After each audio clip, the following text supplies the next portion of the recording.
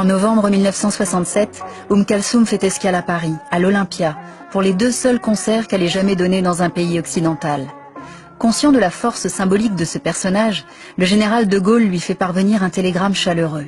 « J'ai ressenti dans votre voix les vibrations de mon cœur et du cœur de tous les Français. » Lorsque, 8 jours avant, elle est descendue de l'avion au Bourget, ça s'est su comme une traînée de poudre dans Paris et la banlieue, et à ce moment-là, tout d'un coup, devant l'Olympia, pendant 2 jours, il y a eu une queue de 200 mètres de gens qui venaient, qui étaient prêts à payer n'importe quel tarif.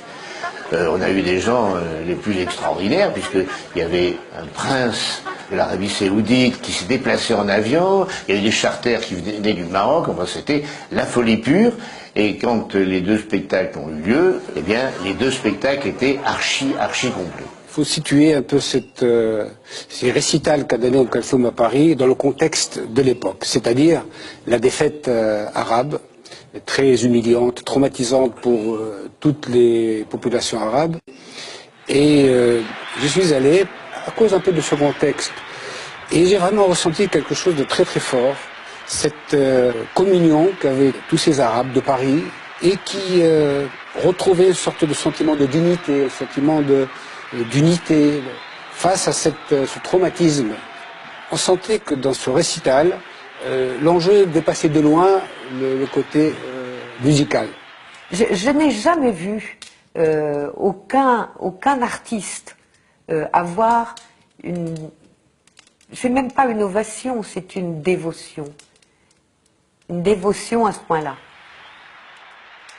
Même les grands concerts de Prince, de Michael Jackson, ça n'a strictement rien à voir. Là, on est dans une chapelle, on est une chapelle extraordinairement populaire, extraordinairement chaleureuse. D'abord, il y a une notion de respect à l'égard de cet artiste.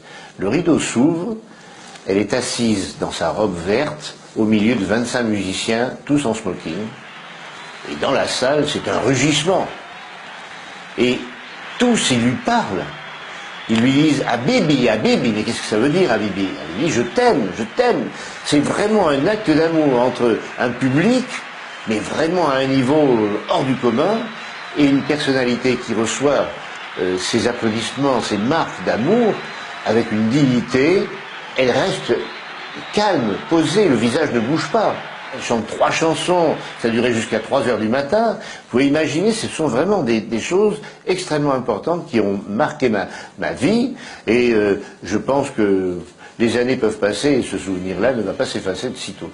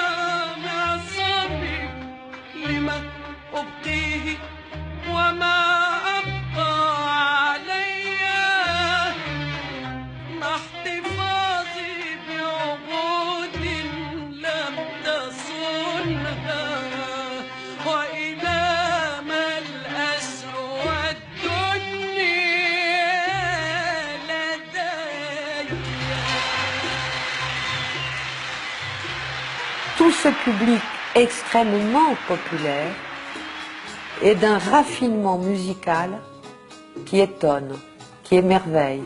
Et c'est vrai que tant qu'on n'est pas rentré dans cette salle de spectacle, je crois qu'on ne peut pas avoir une idée de ce que peut être le monde islamique. Chaleureux, intelligent, subtil, poète, émotif, les gens pleurent. Les gens rient quand elle a une variation étonnante ou intelligente. Les gens rient, applaudissent, ils sont entièrement dans la musique. C'est la plus étonnante soirée à laquelle il m'est été donné d'assister. Et malgré cette guerre israélo-égyptienne, on constate à quel point la musique dépasse le cadre, car dans la salle, de nombreux juifs séfarades sont là pour applaudir et profiter de cette voix unique dans laquelle ils ont tous été élevés. Parce que tous les Juifs d'Afrique du Nord, au même titre que les musulmans, la grande chanteuse, le moment exceptionnel, c'est Kalsoum. C'est incroyable la chance que j'ai eue d'avoir pu assister à ces 3 jours de concert. C'est une chose qui m'a marquée pour la vie. Là, une fois qu'on a vu ça, je crois qu'on a tout vu. Et tout le reste, après, ça sera moins bien. Ça sera bien, ça sera moins bien. C'est lors d'un voyage à Moscou, en 1970, Kalsoum apprend la mort prématurée de Nasser. Porté par la foule, le Reich égyptien laisse tout un peuple orphelin. Artistiquement, Kalsoum ne survivra que quelques mois à Nasser. Sa voix décline peu à peu et s'éteint en janvier 1973, date de son dernier concert.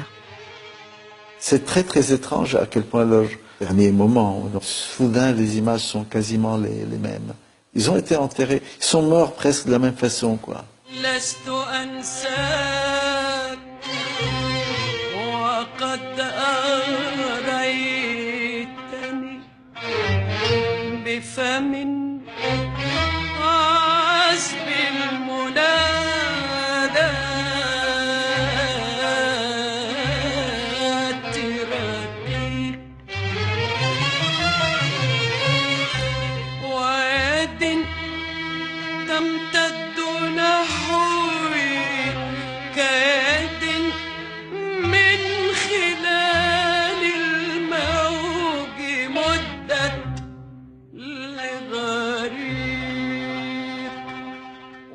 Son enterrement, c'était quelque chose d'absolument hallucinant.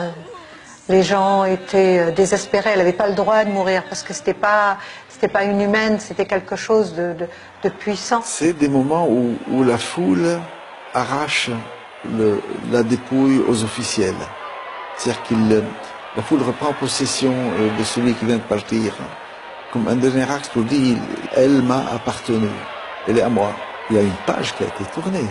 Et ça, les foules le ressentent de façon presque intuitive, par leur tripes. La page qui est en train d'être tournée, on la retient quelques derniers instants. À sa mort, je me trouvais à Paris. Et un ami m'a demandé qui pourrait remplacer Kalsoum. Et moi j'ai répondu personne.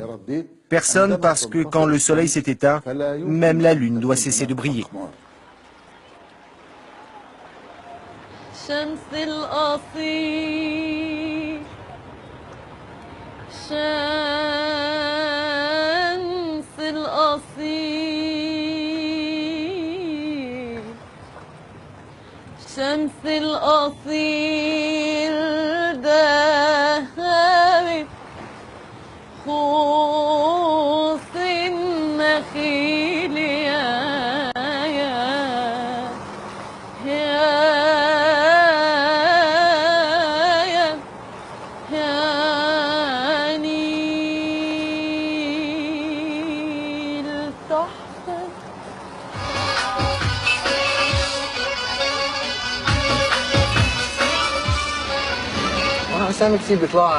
Les jeunes, ce qu'ils aiment en fait, c'est le genre de chanteuse à moitié nue, là.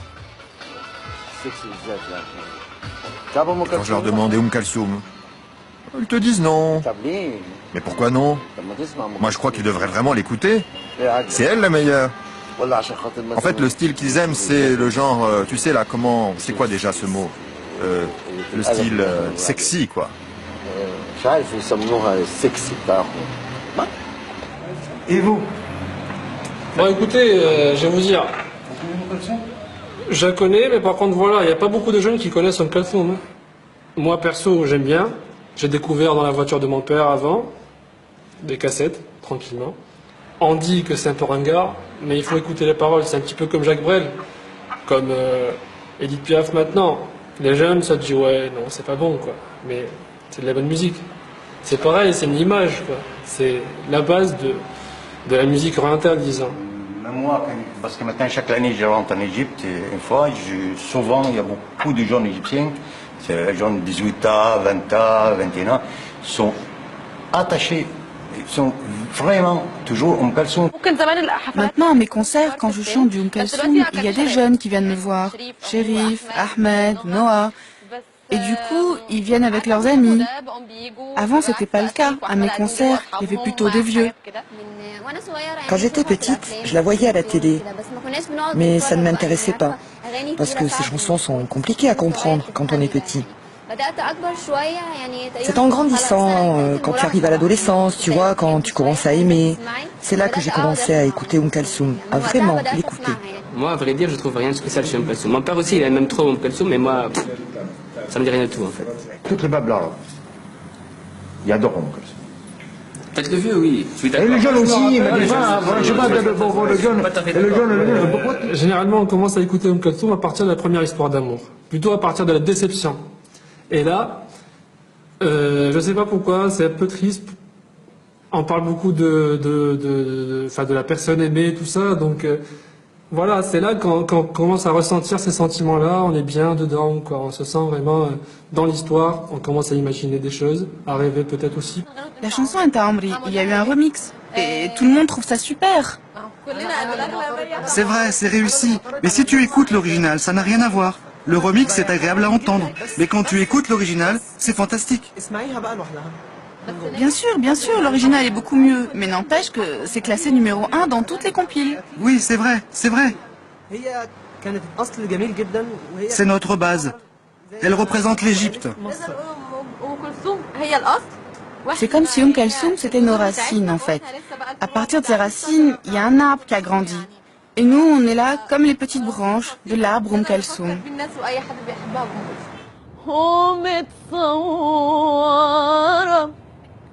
تحفة ومتصورة في صفحتك يا جميل في صفحتك يا جميل في صفحتك يا جميل